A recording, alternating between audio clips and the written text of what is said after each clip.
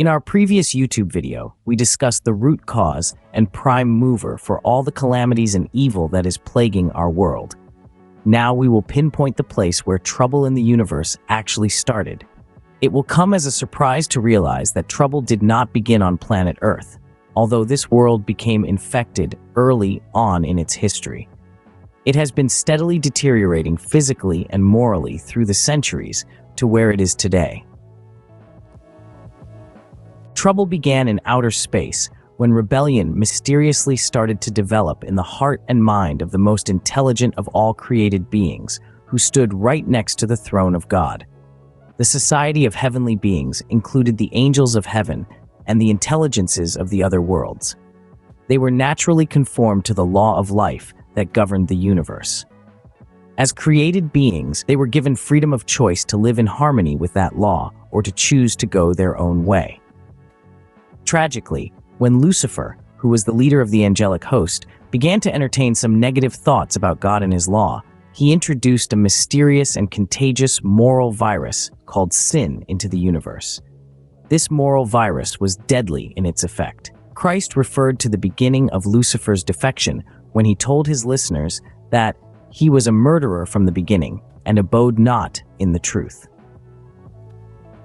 When Lucifer chose to go contrary to the law of life, his nature changed, and instead of truth and love abiding in his heart, there was pride and falsehood and even murder.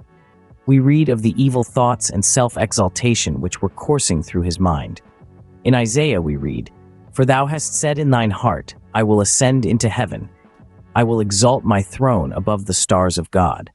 I will sit also upon the mount of the congregation, in the sides of the north. I will ascend above the heights of the clouds. I will be like the Most High." We can be sure that Christ did all that was possible to reconcile this mighty angel without taking away his freedom of choice. The tragic results of rebelling against his Maker were laid out clearly before him, but pride led him to ignore the warning. Unfortunately, the virus of sin and rebellion began to spread among the angels until a third of them became incurably infected by it. The time came for drastic action, and there was war in heaven. Michael and his angels fought against the dragon, and the dragon fought and his angels and prevailed not. Neither was their place found any more in heaven. And the great dragon was cast out, that old serpent called the devil and Satan, which deceiveth the whole world. He was cast out into the earth, and his angels were cast out with him.